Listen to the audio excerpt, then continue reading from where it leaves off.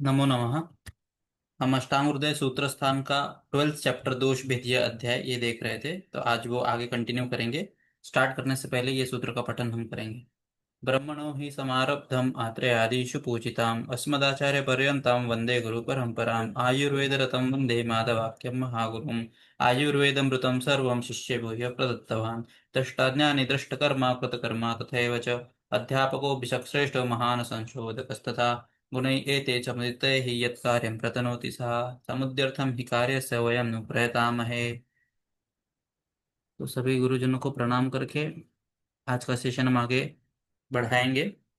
तो सूत्र स्थान का 12 चैप्टर दोष भेदीय अध्याय, उसमें हमने ये इस सूत्र तक देखा था कि तेषम कोपेतु कारणम अर्थ ही असाध्य ही संयोग कालः कर्म च दुष्कृतम ही न अति मिथ्या योगेन भिद्यते तत्पुनः त्रिधा। ये श्लोक पे हम रुके थे। तो त्रिविध हेतु ऐसा एक रेफरेंस आया है हमारे ग्रंथ में, जिसके अंदर असात्म इंद्रियार्थ संयोग, काल और कर्म, इन तीनों के फिर से तीन तीन प्रकार हैं। अयोग, अतियोग, मिथ्या योग। वो कैसे हैं इसके बारे में हम अगले सूत्र से देखेंगे। Shreya please continue. Yes sir. तो अभी हम तीनों दोषों के जो है नहीं सॉरी प्रकोप के जो तीन कारण हैं उनके बारे में सबसे जो पहला कारण है असात्मेन्द्रियार्थ संयोग उसके बारे में पढ़ेंगे। हीनो अर्थेन इंद्रियस्य अल्पः संयोगः स्वेन नैव वा। इसका अर्थ है चक्षु आदि जो हमारे इंद्रिय है उनका रूप आदि विषयों से स्वल्प अथवा बिल्कुल भी संयोग न होना, मतलब हीन योग होना। अति योगो अति संसर्गः सूक्ष्म भासु भैरवम। अभी क्या है, हमने सबसे पहला योग पढ़ा हीन योग, मतलब चक्षु आदि इंद्रियों का अपने विषय से सबसे हीन या फिर बिल्कुल भी संयोग न होना, उसको हम बोलेंगे हीन योग। फिर बाद में अत्यधिक संयोग को हम बोलेंगे अति योग। असात्मेन्द्रियाति दूरस्थम विप्रियम विकृत आदि चो, मतलब अति सूक्ष्म, अति दूर, अति निकट या फिर ये सब जो चीजें हैं मतलब अधिक अधिक मात्रा में इंद्रियों का अपने विषयों के साथ संयोग होना, उसको हम बोलते हैं अति अति योग। अभी आगे बोला है यदक्षणा विक्ष्यते रूपम मिथ्या योगः स दारुणः एवं अति उच्च उपत्यादि निंद्रियार्थानां यथा यथम विद्यात्। अभी इसका मतलब है कि हमने सबसे पहले हीन योग देखा, उसके बाद हमने अति योग देखा। तो अभी एकदम अत्यंत वस्तुओं का जब भी हमें दर्शन नहीं होता, मतलब कुछ तो फॉल्स थिंग्स दिखते हैं, मिथ्या योग दिखता है, तो तभी हम उसको मिथ्या बोलते हैं और ये सबसे ज्यादा पेनफुल और कष्टकारी होता है। इसमें हमें श्रवणेन्द्रिय, घ्राणेन्द्रिय, रसनेन्द्रिय, स्पर्शनेन्द्रिय, इन सब का अति योग, हीन योग और मिथ्या योग, इन तीनों को ही असात्मेन्द्रियार्थ संयोग बोलते हैं। हाँ, तो यहाँ पे तीन टाइप जो त्रिविध हेतु है, असात्मेंद्रियता संयोग, काल और कर्म, इनके फिर से तीन तीन टाइप्स बताए गए हैं। तो इंद्रिय का जब अर्थ से बिल्कुल भी संयोग नहीं होता है, स्वेन नहीं हुआ, अपने इंद्रियों से संयोग नहीं होना, उसको बोलते हैं अयोग। अति मात्रा में संयोग होगा, जैसे हम दिन भर अगर मोबाइल स्क्रीन ये वो यूज करेंगे तो अति योग। और मिथ्या योग मतलब जैसे वेल्डिंग का लाइट कैसे है, बिजली को देखना, कड़कती हुई बिजली को देखना, अंधेरे में जो फ्लैशिंग लाइट्स है, ये सब देखना। तो ये सब जो है ये मिथ्या योग है।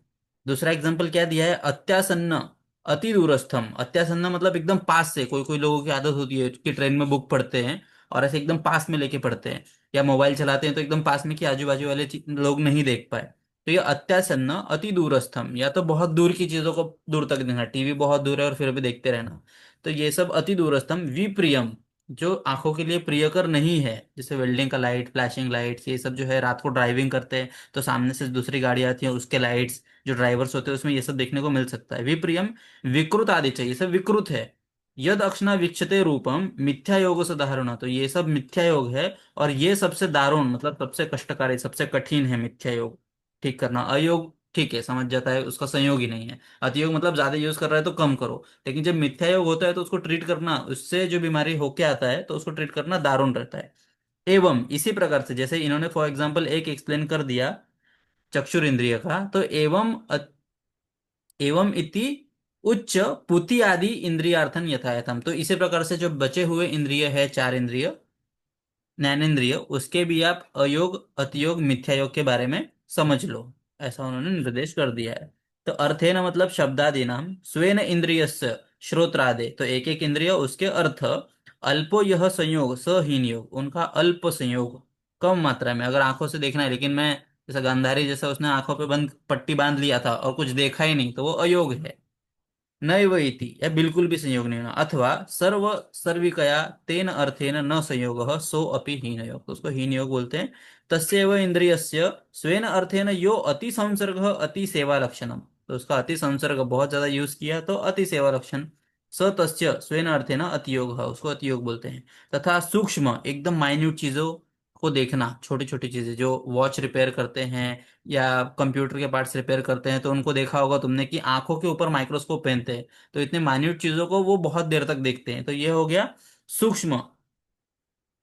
भासुर, भासुर मतलब फ्लैशिंग ब्राइट, वो सब। भैरव, डरावना इत्यादि। यद अक्षना, आंखों से वीक्षते देखते हैं, तो नयन अवलोक्यते, आंखों से देखते हैं। स तस्य चक्षु इंद्रियस्य स्वेन अर्थेन मिथ्या योग, तो ये सब मिथ्या योग है।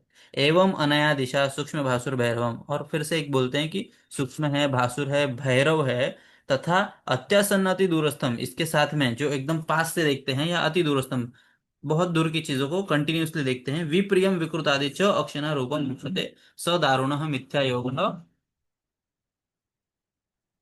तिमिर आदि हेतुत्वात्, तो ये तिमिर आदि का हेतु है।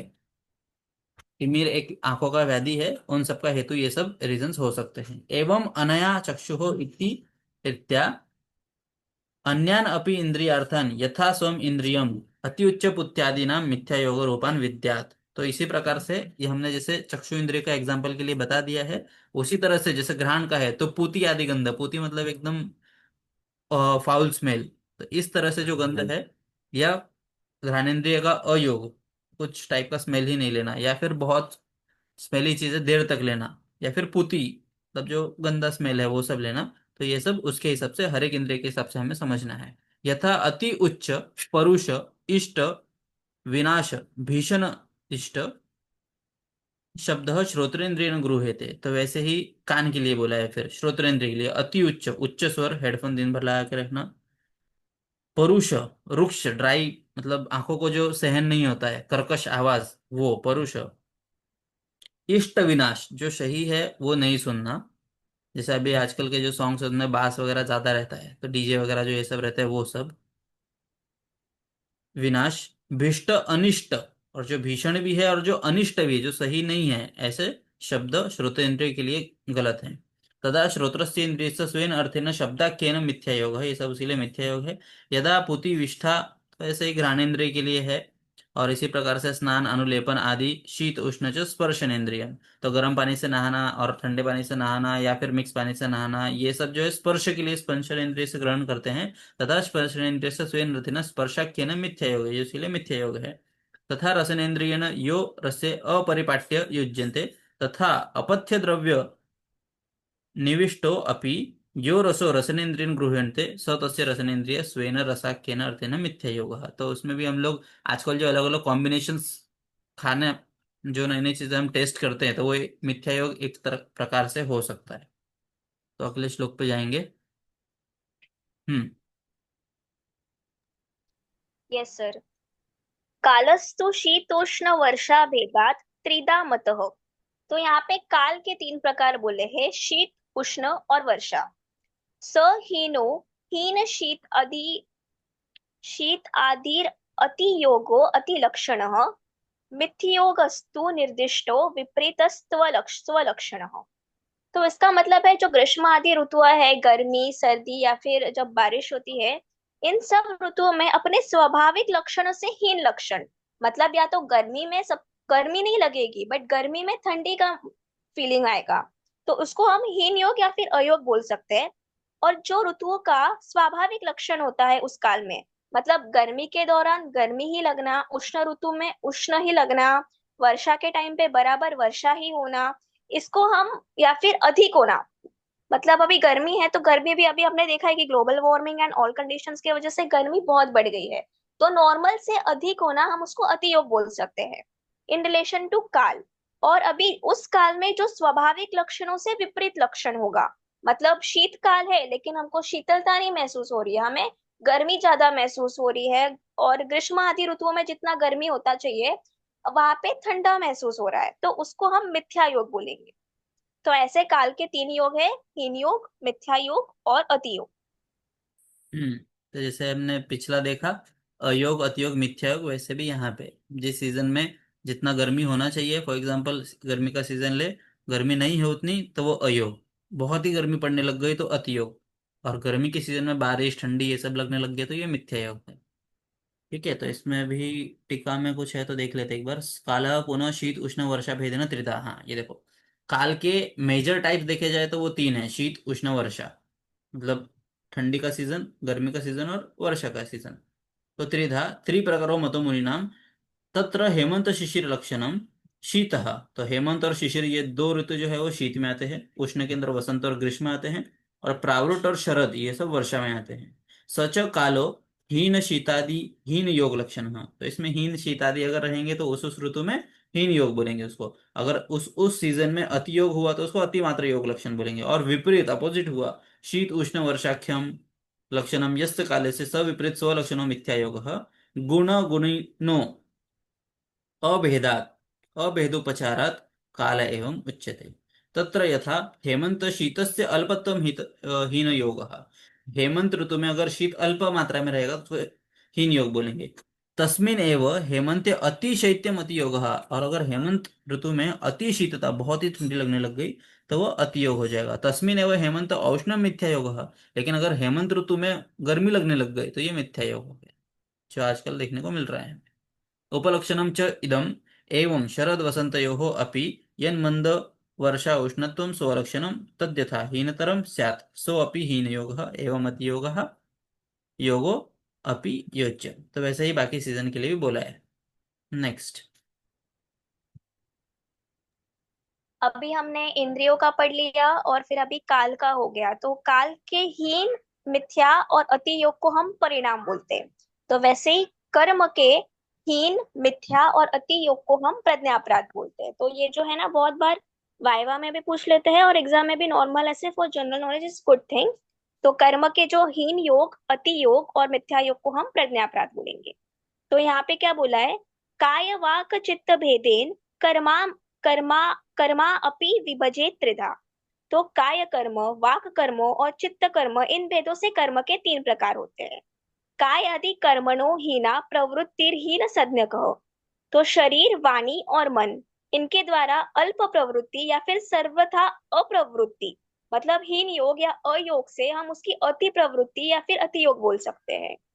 अति योगो अति वृत्तिस्तु वेगादि धारणम विषम अंग क्रिया आरंभ पतन स्खलनदान अधिकम।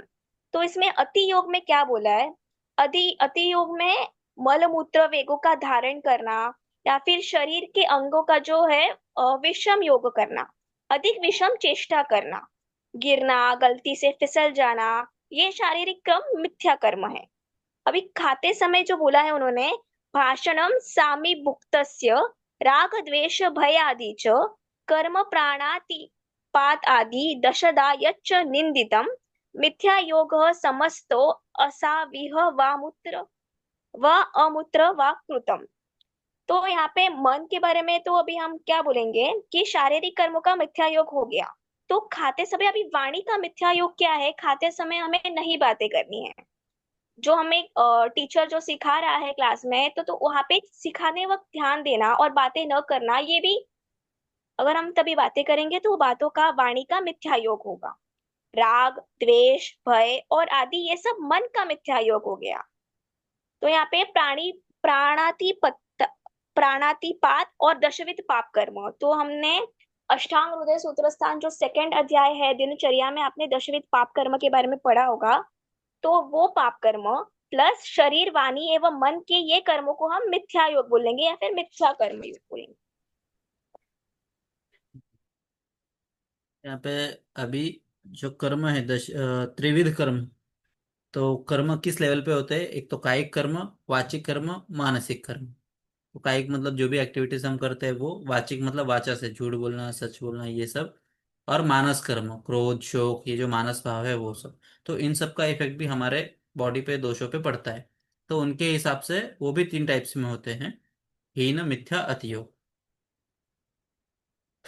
तो उसके अंदर हम सीधा टीका पे जाएंगे कि यथा काल त्रिधा निरूपितः, जैसे हमने काल के बारे में देखा, तथा कर्म अपि काय वाक चित्त भेदेन त्रिप्रकारम विभजित, तो वैसे ही कर्म भी जो है वो कायिक वाचिक मानसिक चित्त भेद से तीन प्रकार के हैं। तत्र काय कर्मणस्त तथा वाक कर्मणाम तथा चित्त कर्मणो हीना या प्रवृत्ति स हीन योगो संज्ञ को योग। तो अयोग मतलब कायिक वाचिक मानसिक के हीन योग को उसको अयोग बोलेंगे, अति प्रवृत्ति को अति योग बोलेंगे, और कायादि कर्म को मिथ्या योगम अधिकृति आह वेगोदीरण इत्यादि। तो वेगोदीरण धारण यहाँ से जो है वो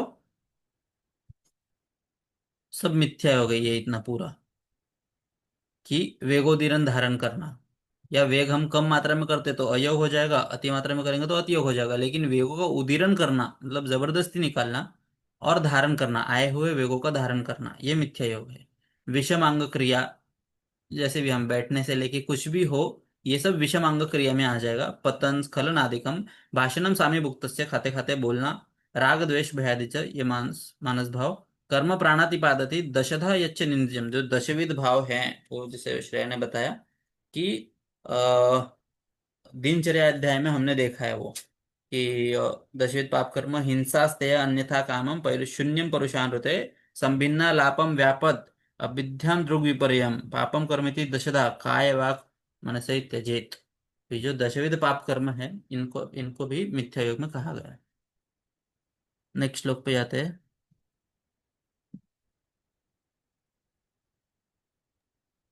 अभी हम रोग मार्ग के बारे में पढ़ेंगे। निदानम एतद् दोषानां कुपित कुपितास्तेन नैकदा कुर्वन्ति विविधान व्याधीन शाखा कोष्ठास्ति संदिशु। तो रोग मार्ग के इन्होंने तीन प्रकार बोले हैं। वात आदि दोषों से प्रकोप होने वाले का निदान बताने के लिए वात आदि दोष प्रकोपित होने पर अनेक मार्ग में जाते हैं। तो उसके तीन प्रकार है, एक तो शाखागत, दूसरा कोष्ठगत और तीसरा अस्थि संधिगत। और इन तीनों के रोग उत्पन्न करते हैं। हाँ, तो निदानम एतद दोषानम, तो यहाँ पे एतद इस प्रकार से हमने निदान मतलब हेतु देखा दोषों का। त्रिविध हेतु जो उन्होंने बताया था वो अभी त्रिविध हेतु देखा ना, काल अर्थ कर्म। तो निदानम एतद दोषानम कुपिता तेन न एकधा, तो ये कुपित होने के बाद अलग अलग टाइप की बीमारियां करती हैं। कुर्वंती विविधान व्याधीन, तो अलग अलग टाइप की बीमारियां को व्याधीन करती हैं। कौन से? शाखास्थित, कोष्ठास्थित और मर्मास्थित संधिषु। इन त्रिविध मार्ग, त्रिविध रोग मार्ग जो है वो ये है, शाखा कोष्ठ मर्मास्ति संधि। तो निदानम एतद् दोषानाम कोपे इति वाक्य शेष, कुपिता तेन मतलब निदानेन, इन निदान से इन हेतुओं से जो कुपित हुए दोष है, न एकधा किम तरही अनेक प्रकार, मतलब एक ही टाइप की व्याधि नहीं करती है, अनेक टाइप से, मल्टीपल्स जो है उनके कॉम्बिनेशन बन के अनेकधा अनेक व्याधि बनते हैं। अनेक प्रकारेण व्याधिन विविधान नाना प्रकारन कुर्वन्ति, अलग अलग टाइप के। कुपितः दोष इति वचन विपरिमाणेन संबंधः। वो व्याधिन कुर्वन्ति इति यह कहाँ पे करेगा व्याधि? तो शाखा इत्यादि, शाखाश्च कोष्ठ अस्थिनि च संधयश्च तेषु। अभी अगले श्लोक में इसके बारे में बताएंगे। तो ये देखो, पहले इसकी रचना देखो कहाँ से शुरुआत किया था हमने, दोष दोष भेदीय अध्याय में। सबसे पहले हमने उसमें स्थान देखे थे कि दोषों के स्थान क्या है। फिर उसके बाद वो बताने के बाद उन्होंने उनके प्रकार बताए कि अलग अलग उनके प्रकार क्या है, कर्म क्या है। उसके बाद हम अ, वात पित्त कफ तीनों के टाइप्स हमने देखे, और उनके प्रकोप की वजह से क्या हो जाएगा वो सब हो जाएगा। फिर उसके बाद उनकी क्षय हुआ तो क्या हो जाएगा, वृद्धि हुआ तो क्या होगा, और प्रशम कैसे होगा, ये सब हमने देखा।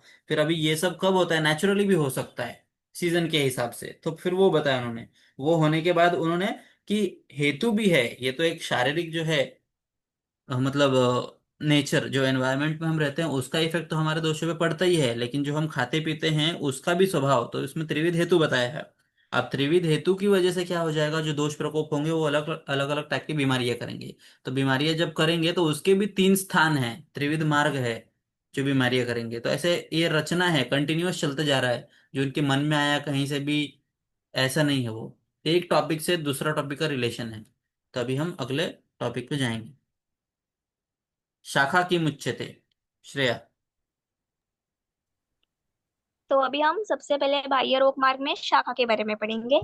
शाखा रक्त आदयस्त्वक च बाह्य रोग आयनम ही तत् तदाश्रया व्यंग गंड गंड अलजी अर्बुद आदयः बहिर्भागश्च दुर्ना दुर्नाम गुल्मशोफ आदयो गदा। तो रक्त आदि धातु और त्वचा ये बाह्य रोग मार्ग है। तो इससे शाखा शब्द से हमें पता चल जाता है कि रक्त आदि धातु और त्वचागत जो है वो शाखागत में आता है। इसे बाह्य रोग मार्ग का आश्रय मश मतलब मसा, व्यंग, गंड, अलजी, अर्बुद आदि रोग तथा बाह्य भाग में हमको जो दिखते हैं वो अर्श, गुल्म, व्रण और शोथ आदि होते हैं। हम्म। तो अभी यहाँ पे देखो शाखा है, तो शाखा मतलब दोनों हाथ दोनों पैर, लिम्स, इसको कंसिडर नहीं करना है। यहाँ पे शाखा मतलब रक्त आदि जो छह धातु है वो, प्लस त्वक। त्वक को हम रस से रिलेट कर सकते हैं, पर पूरा रस धातु इसमें आता नहीं है, क्योंकि आहार रस बनने के बाद जो रस है वही सबका मूल है, उससे ही बाकी चीजें तैयार होती है, इसीलिए रस को यहाँ पे कंसिडर नहीं किया है। लेकिन रस और त्वक इनका साम्य है, इनमें रिलेशन है। तो रक्तादि जो छह धातु है वो प्लस त्वक, ये बाह्य रोगायन, ये बाह्य रोग मार्ग है। तद आश्रय, उसके आश्रय से कौन से व्याधि होते हैं? मश, व्यंग, कंडालजी, अर्बुद आदि। बहिर्भागश्च, और बहिर्भाग में देखने वाले कौन से व्याधि हैं? दुर्नाम मतलब अर्श, पाइल्स, गुल्म, शोफादयो गदा। तो अभी टीका देखो। शाखादय रक्तादय षड धातवः, जो छह धातु है रक्त से आगे, त्वक्च, तद बाह्य रोगायनम, आयन मतलब घर, स्थान, ये बाह्य रोग का स्थान है। बाह्यानाम रोगायनम मतलब स्थानम ही शब्दों यस्माद अर्थे, यस्माद बाह्यानाम रोग आयनम, अतः तद आश्रय मशक व्यंगादयो रोगाः बहिर्भाग उच्यते। आदि शब्देन विसर्प विद्रदि आदि नाम परिग्रह, और आदि शब्द से हमें विसर्प विद्रदि ये सब भी कंसिडर करना है। दुर्नाम इत्यादि बहिर्भागस्य इत्यत्र च शब्द भिन्न क्रमः शोफादयो इति यस्मात् अनन्तरं द्रष्टव्यः। दुर्नाम गुल्म शोफादयश्च बहिर्भाग इत्यर्थः। तो बहिर्भाग में या बाह्य मार्ग में ये सब बीमारियां दिखती हैं। नेक्स्ट। अभ्यंतर रोग मार्ग। अंतः कोष्ठो महास्त्रोत आम पक्वाशयाश्रय। तो इसमें अंतः कोष्ठ, महास्त्रोतस, आमाशय तथा पक्वाशय इनको अभ्यंतर रोग मार्ग के पर्याय बोला है। ततः स्थानाः छर्द्यस् अतिसार कास श्वास उदर ज्वराः अंतर्भागम च शोफ अर्श गुल्म विसर्प विद्रधि। तो इनका आश्रय लेकर छर्दी, छर्दी इज लाइक चिकित्सा रूपी वमन। नॉर्मल जो हम उल्टी करते हैं उसको हम वमन बोलते हैं, छर्दी चिकित्सा रूपी वमन होता है। अतिसार, कास, श्वास उदर रोग तथा ज्वर और उसके भीतरी भाग में जो होते हैं उस व्याधियों में शोफ, अर्श, गुल्म, विसर्प और विद्रधि आदि का समावेश होता है। यहाँ पे थोड़ा सा करेक्शन है, छर्दी मतलब व्याधि रूपी है वो, और वमन मतलब चिकित्सा रूपी है। अच्छा, वो वमन चिकित्सा रूपी है और छर्दी व्याधि रूपी वमन। हाँ। तो अंतकोष्ठो महास्रोत आम पक्वाशय रहा, तो अंतकोष्ठ मतलब ओरल कैविटी से लेके एनल कैनाल तक ये पूरा महास्रोतस, आम पक्वाशय रहा और आमाशय पक्वाशय ये सब। ततः स्थानम, यहाँ पे क्या क्या हो सकता है? छर्दी, अतिसार, कास, श्वास, उदर, ज्वर, अंतर्भागम च शोफ, अंदर कहीं पे सूजन आ गया जैसे हिपैटोमेगेली, स्प्लिनोमेगेली, पैंक्रेटाइटिस, कहीं का भी इन्फ्लेमेशन है वो सब, शोफ, अर्श, गुल्म, विसर्प, वितरती। तो ये पीजी का क्वेश्चन भी बनता है कि कौन सी बीमारियां हैं जो दोनों जगह दिखती हैं, अभ्यंतर में भी बाह्य में भी। तो देखो अर्श गुल्म ये सब जो है दोनों जगह दिखती हैं। तो ये एग्जाम्पल के लिए दिया है, इतने सारे और भी बीमारियां यहाँ पे हो सकती है। तो कोष्ठक अत्यंत अतः तथा महास्रोत तथा आम पक्वाश्रय, जो महास्रोत पूरा और आमाशय पक्वाशय, तथा स्थानम अंतभागाश्रय छर्दी आदयो रोगाः, न केवलम एते एव छर्दादयो अंतर्भागाश्रयाः, यावत् शोफ, अर्श, गुल्म, विसर्प, विदृधि आदीनाम अंतर्भागत्वं च शोफादीनाम विदृधि अंतानां समाहार द्वंद्व निर्देश एवं संबंध। ये सब बीमारियां इसी रोगमारी में हो सकती है। नेक्स्ट। अभी हम मध्यम रोग मार्ग के बारे में पढ़ेंगे। शिरोहृदय बस्त्यादि मर्माणि अस्थनां च संधयः तन्निबद्धाः शिरास्नायुकण्डरा आद्याश्च मध्यमः रोगमार्गः स्थितास्तत्र यक्ष्मपक्षवधार्दिताः मूर्धादिरोगाः सन्धयस्तीन् त्रिकशूल ग्रहादयो। हम्म। इसका मतलब शिर रुधिर अस्थि ये जो त्रिमर्म है और अस्थि संधि, इसमें सिरा, स्नायु, कंडरा ये सब मध्यम रोग मार्ग है। इनका आश्रय में हम यक्ष्मा होता है, पक्ष्मवद, अर्दिद, शिरोरोग, संधिशूल, अस्थिशूल और त्रिशूल तथा ग्रह संबंधित जो भी रोग होते हैं ना, उनका समावेश होता है। तो अभी मध्यम रोग मार्ग, इसके बारे में यहाँ पे बताया है कि शिरो हृदय बस्ती आदि मर्मणानि अस्नाम च संदेह। तो शिरो हृदय बस्ती, ये जो त्रिविध मर्म है, सबसे इंपॉर्टेंट मर्म वो शिरो हृदय बस्ती, और आदि मर्म स्थाननम, और आदि जो मर्म जो स्थान है टोटल 107 जो है वो भी, और अस्नाम च संदेह, अस्थि के संधि, तन्निबद्धा और इससे संबंधित सीरा स्नायु कंडरा आदि, ये सब मध्यम रोग मार्ग है। और इसके स्थित व्याधि कौन से है? यक्ष्म, पक्षवध, अर्दित, मूर्धादि रोग, संधि, अस्थि त्रिकशूल, ग्रह आदि, ये सब। तो शिर हृदय आदीनां मध्यमो रोगमार्गः अस्नां च संदेह इति एव निर्देश शब्देन बोधयति। न अत्र द्वयं विवक्षितम अस्थि च संदेहश्च इति किम तर्हि अस्थनाम संबंधितः संदेह इति। तो यहाँ पे जो अस्थि से संबंधित है वो, संधि का मतलब क्या है? जहाँ पे दो या दो से अधिक चीजें पास में आती है उसको संधि बोलते हैं। लेकिन यहाँ पे अस्थनाम च संधि मतलब अस्थियों का संधि, सिर्फ अस्थियों का संधि, इतना ही हमें लेना है। तो संध्यो ही अन्य अपि संधि ही, तो संधि से बाकी चीजें भी आ सकती है, लेकिन यहाँ पे क्या लेना है? अस्थनाम संबंधी न संधि, अस्थि से संबंधित जो संधि है उनका ही ग्रहण करना है। तथा च वक्ष्यति मांस सीरा स्नायु धमनी सीरा संधि समागम। तो देखो, संधि से सिर्फ जॉइंट्स, तो बोनी जॉइंट्स हो ऐसा नहीं है, कोई भी दो या दो से अधिक चीज जब पास में आती है तो उसको संधि बोलते हैं। तो यहाँ पे इसलिए उन्होंने एक्सप्लेन किया कि यहाँ पे किसका संबंध है? अस्थनाम संदेह। और संधि का मतलब ही अन्य अपि संति ही, संधि का मतलब अन्य चीजें भी हो सकती हैं। तथा च विवक्षित, जैसे अष्टांग हृदय शारीरस्थान अध्याय 4 में बताया है कि ये सब के संधि को, समागम को संधि बोलते हैं। इति तन निबद्धा तेषु अस्थि संधिषु निबद्धा, और इससे अस्थि संधि से संबंधित संलग्न जो सीरा स्नायु कंडरा है उनको रोग मार्ग में हमें पकड़ना है।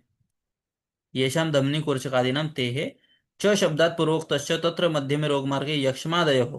तो जो मध्यम रोगमार्ग में यक्ष्मा आदि, गदः त्रिक्षूलग्रहाद्य अन्ता, मूर्धादि अत्रादि शब्देन हृदय बस्ती आदि परिग्रह। तो हृदय बस्ती आदि इन सबका ग्रह, संधि स्त्रिके त्रिकशूल, संधि स्थित त्रिके ग्रह, ये सब हमें लेना है। जो शूल ग्रह, ये सब संधि अस्थि में शूल, संधि अस्थि में ग्रह, ये सब हमें पकड़ना है इससे। आदि शब्देन पक्षग्रहादयो वात्विकाराः गृह्यन्ते। यक्ष्मणो अत्र मर्मास्ति संधि अधिष्ठानात् पूर्वं निर्देशः वक्ष्यति हि तैः उदीर्णो अनिलः पित्त कफम चौधरी सर्वतः शरीर संधीनाम आविश्यम तान शिरस्य प्रपीड़यन्। तो जैसे उसकी डेफिनेशन में बताया है कि शरीर के संधि को वो आप प्रकोप करता है, अप्रोच करता है, और शिरस्य पीड़यन, जो वहां पे जो शिरा रहती है उसको पीड़ा करके फिर ये वात खराब होता है, और उसके हिसाब से ये सब बीमारियां जो है, मर्मस्थित बीमारियां, यक्ष्मा, पक्षवध, अर्दित, ये सब होते हैं। और ये जो मध्यम रोग मार्ग है, ये तीनों रोग मार्ग में से ट्रीट करने के लिए सबसे डिफिकल्ट है, कृच्छ साध्य है। ठीक है, तो अगला हम श्लोक पढ़ेंगे और वहां पे रुकेंगे। अभी प्रकोपित दोषों के कर्म में सबसे पहले प्रकोपित वात के कर्म में बोला है। संस्रव्या आसव आसव्यद स्वाप। सर ये जो आप तोड़ के दोगे क्या? ये संधि बहुत हार्ड। हाँ देखो, स्रंस व्यास व्यध स्वाप साद रुक्तोद भेदनम, संग अंग भंग संकोच वर्त हर्षण तर्षणम, कंप पारुष्य सौशीर्य शोष स्पंदन वेष्टनम, स्तंभ कषाय रसता, वर्ण श्यावो अरुणो अपि वा, कर्मणि वायो हो। ये प्रकोपित वायु के कर्म है, ये हम देखेंगे। ये एक श्लोक सबको याद करना चाहिए, वात पित्त कफ का। तो ये जो स्रंस है, अभी एग्जांपल के लिए बताता हूँ कि हमारा जो डिस्क बल्ज होता है, अपने स्थान से छोड़ के फिसल जाना, अपने स्थान से थोड़ा सा ये हो जाना, डिसलॉज हो जाना, उसको बोलते हैं स्रंस। तो ये जो हमारा डिस्क बल्ज है वो हम इसमें ले सकते हैं। तो ये छोटी छोटी चीजें हैं जो अगर पेशेंट कंप्लेन लेके आता है तो उससे हम इमेजिन कर सकते हैं, डिस्क बल्ज है तो ये श्रवण है, श्रवण से मतलब क्या है? वात प्रकोप है, तो इसलिए हमें वात की चिकित्सा करनी चाहिए। व्यास है मतलब बढ़ जाना, कोई भी ऑर्गन का बढ़ जाना, हेपेटोमेगेली, स्प्लीनोमेगेली, ये सब अपना जो प्रोस्टेटोमेगेली, तो ये सब व्यास है मतलब बढ़ना। व्यध, फट जाना, कट जाना। स्वाप, जिसमें नमनेस वगैरह आ जाना, तो ये सिम्टम बात के, ये सब अगर हम अपने टर्म्स में देखें, पेशेंट कंप्लेंट जो लेके आते हैं उसको कन्वर्ट करें अपने सिम्टम्स में, तो चिकित्सा देना और व्याधि को समझना इजी हो जाता है, और वो किस दोष से संबंधित है ये इंपॉर्टेंट है। ठीक है, क्योंकि आखिरी में चिकित्सा क्या है? त्रिदोष को साम्यावस्था में लाना, यही चिकित्सा है ना? ठीक है, तो आज यहाँ पे रुकते हैं। किसी को डाउट है तो अभी डिस्कस कर सकते हैं हम लोग।